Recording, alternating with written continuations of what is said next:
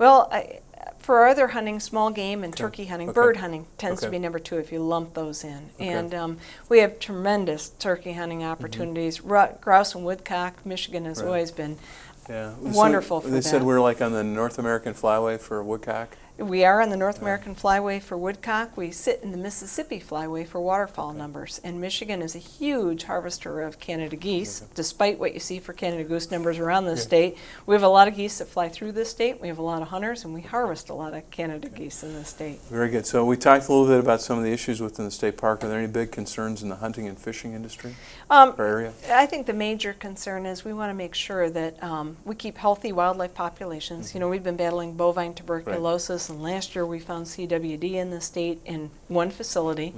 We're continuing to do surveillance work there, but we want to make sure our populations stay healthy.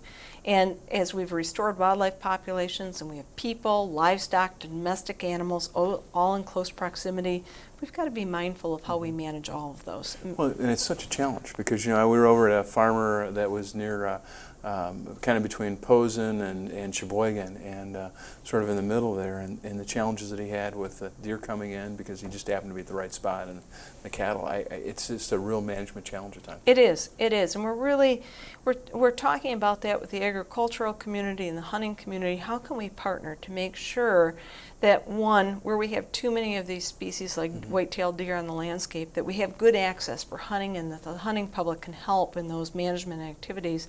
And second of all, how can we make sure we're managing the landscape so we're not creating risk for either livestock or for deer with disease, parasites, or just, you know, bad husbandry practices. Right. So. Okay, moving on to fishing. What's going on there? Well, certainly in Michigan, you know, one of the things that we have challenges on is stream flow. Some of the great things that we did to be energy conscious in the past have created problems in terms of fish movement up and down our streams. And I know we've got the Boardman River and the dam challenges that we have. That's right. We've been the dam challenges. More than one way of doing that. Very true. You know, as a fisheries biologist, they're going to want to see those impediments to fish passage removed. And yet, with the energy crunch and the rest of it, it's a balancing act to do that. But what we've been trying to do is where we have older dams, especially those dams that are no longer functional for hydro, is to remove those so that we can improve stream passage.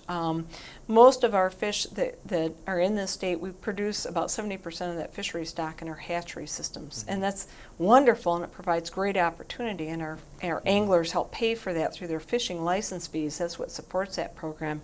But it's also very dependent on fishermen buying those licenses in order to be able to produce the fish to put in those streams where they can't get natural passage. Right. Now, so the fisheries that we have, I know we've got one on the way up to past Pellston there. Yeah, we have 5 hatcheries that we run in the state of Michigan, and they're everywhere from the very southern part of the state with Wolf Lake and all the way up to the Upper Peninsula.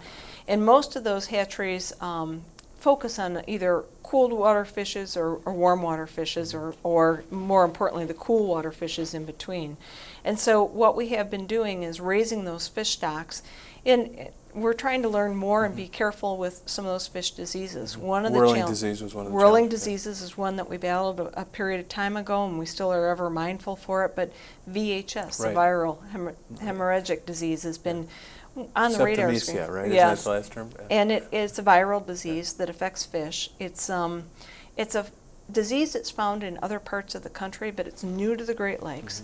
It's a strain of this virus that we really don't know how severe it's going to be in terms of our fishery stocks, but we're concerned about it. So one of the things that we've been careful of, we know how to disinfect cold water fish for this. Iodine, we can treat the eggs with iodine, make sure that the virus is killed. We're less sure in terms of cool water fisheries. So for walleye So that would be the production, difference between a brook trout and a brown trout, or? Between a walleye or a pike and a trout species. Trout and salmon species, we know we can use iodine on it. For the cool water species, the walleye and the pike rearing, we haven't been as successful in making sure that we know that iodine or other treatment methods are going to kill this virus. So we've been working to try and study that and make sure that we are not inadvertently moving this virus along with eggs. As we move through that process, we ask our anglers and everyone to be patient with us, because we're going to lose a couple years of production in some areas because of that. We don't have EHS in terms of those waters now, and we don't want to put infected fish into that. The other thing we've done is ask our anglers to be much more mindful of bait fish. We don't want to move this disease along with bait fish. Okay. And so we have asked people to make sure our bait dealers are certifying where that bait fish is taken from to make sure it's disease-free, so that we're not inadvertently moving it. I was up at a bait store in northern Michigan, and they had no dip. You've got to bring. They'll supply the containers. And Yeah. Very impressive, sort of what they're doing. Well, it's a new mindset for all of us. It's just like when you have your wading boots, people are moving away from felt waders, moving to waders that don't collect some of those exotic species that we're so concerned about moving. Finishing up, because we've just got a few minutes left, I had office hours in Cedarville, and they were very complimentary after sort of working through the process on the birds. And the double-crested cormorants. Yes. Another one of those damn issues, right? Yes. And it sounds like that management plan took a little fits and starts to get going, but is doing a good job getting fish populations back up in the Leschenaults.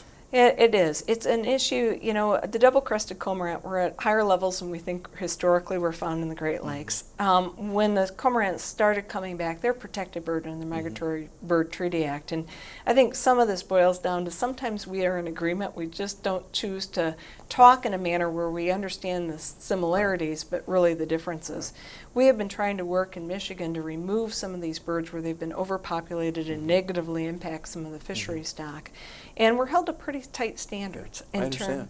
We don't have the ability to hunt these birds, and so in removal, we need to work very closely in terms of depredation permits and how we can take them with the feds. We've been successful. We have a good partnership built up, and we've been setting those priorities with local communities to make sure that as we move forward on removal of these birds, we're doing it in the most effective manner possible. Michigan got out front on this issue. And I really appreciate your guys' leadership, and I know it took some time to get. In the last closing minute or two, what do you sense? Are you optimistic about the DNR over the next 3 to 5 years? Oh, I'm always optimistic about it. People love the outdoors, and Michigan cherishes natural resources. People love being outdoors, and so we just got to find new solutions and partnerships to get through these tight economic times. In a very hectic time and some unique challenges, thank you for spending some time with us today. My pleasure. We really appreciate it. This concludes Northern Michigan Update. If you have any comments or concerns, you can find us on Facebook. We Twitter every day, and you can also look us up on the World Wide Web. This is State Senator Jason Allen. Thank you for listening. Bye-bye.